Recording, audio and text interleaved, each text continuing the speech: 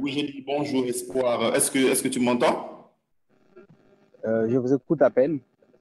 Là, ça va. Ah, d'accord, je vais essayer de parler un peu plus fort. En fait, Espoir, je te sais que tu es très engagé en matière d'engagement civique par rapport à tout ce que vous faites essentiellement au travers de votre mouvement sur la lutte pour le changement. On vous a vu sur plusieurs fronts, on vous a vu sur la lutte par rapport aux droits électoraux, on vous a vu sur la lutte par rapport aux droits des consommateurs qui sont autour des consommateurs télécoms, on vous a vu sur plusieurs luttes. Et donc, ce que je voudrais savoir, en fait, Espoir, en quoi Mandela vous a inspiré dans votre lutte pour le changement? Alors, il nous a inspiré en beaucoup de choses, notamment sur la méthodologie, la non-violence active. Et on a presque certains points en commun. C'est que il a une raison de s'indigner. Et la raison de s'indigner pour nous, c'était de combattre l'apartheid. Et nous autres, nous n'aurons plus les combats de l'apartheid. Nous avions eu notre combat. Lui, il a eu son combat. Nos combats sont certains combats que vous avez cités, combattre la mauvaise gouvernance, combattre la corruption, la tracasserie, combattre également l'utilisation, le recours à la violence comme seule méthode de revendiquer ses droits. Et l'autre élément, c'est qu'il n'a pas été le seul à nous inspirer. Quand nous citons Mandela, ce n'est pas lui en tant qu'individu, mais nous citons les combats, les groupes avec lesquels il a été au front, les groupes avec lesquels ils se sont battus pour la cause des Noirs en Afrique du Sud. Pour nous, ce sont des choses qui nous inspirent, surtout la non-violence active. La non-violence qui est la méthodologie que nous, la lucha, nous avions opté pour montrer à ce que pour montrer notre indignation. Et l'indignation ne suffit pas à elle seule. L'engagement, c'est ce qui compte beaucoup plus. Nous avions aussi également été arrêtés maintes fois. Personnellement, j'ai été arrêté plus de 16 fois en prison. Et donc, ces différentes raisons ne peuvent pas faire en sorte que je puisse arrêter mon engagement et ne peuvent pas arrêter l'indignation que j'ai pour les comptes de ma communauté, pour les comptes de ma nation. Donc, on continue la lutte et jusqu'à ce que ça marche avec les risques qu'on pourra courir. Merci, Espoir. Nous saluons en passant les jeunes qui nous suivent derrière toi. Je pense qu'ils sont déjà inspirés par le mouvement Mandela Day. Nous espérons que nous aurons demain des Mandela qui seront comme toi, qui vont aussi participer à nos différents programmes et qui vont créer l'impact. Alors, pour finir avec toi, Espoir, je me dis ceci, qu'en cette période de 60 ans d'indépendance, nous sommes en train de célébrer nos 60 ans d'indépendance. En plus, aujourd'hui, ça coïncide avec le Mandela Day dans cette même période de commémoration. Ce que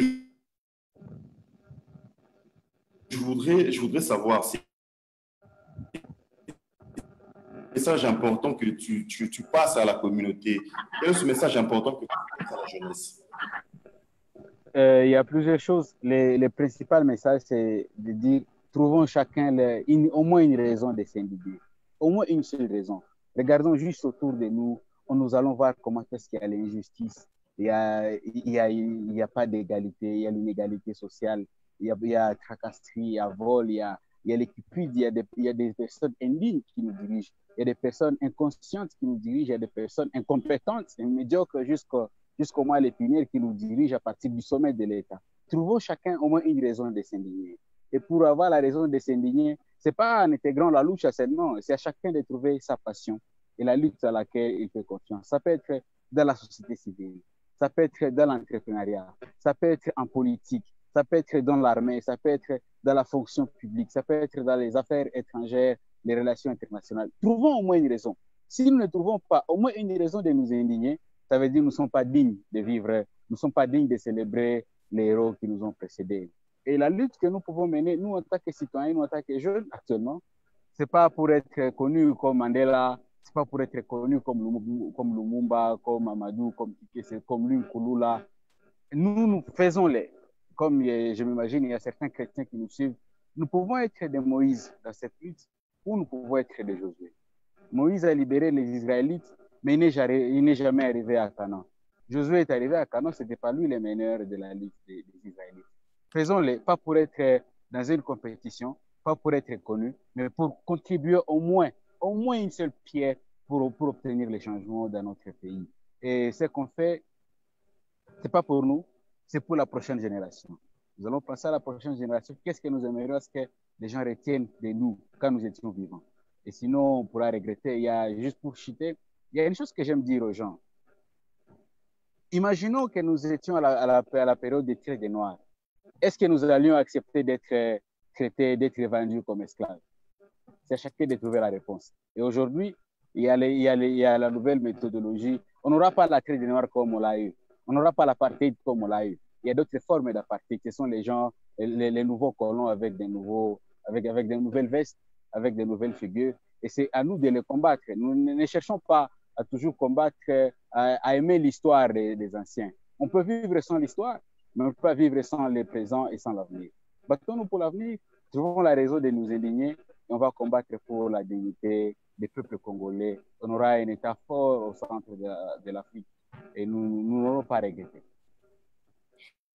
Merci beaucoup, Espoir, pour ce message très inspirant et très captivant. Je rappelle juste que tu es un ancien boursier de Mandela Washington Fellowship. Tu as participé au programme aux États-Unis en 2019. Et donc, aujourd'hui, tu es en train de t'exprimer, d'impacter ta communauté locale au travers du mouvement Lutte pour le changement, qui est l'acronyme de Lucha. Enfin, dans ce premier panel ici, je voudrais clôturer avec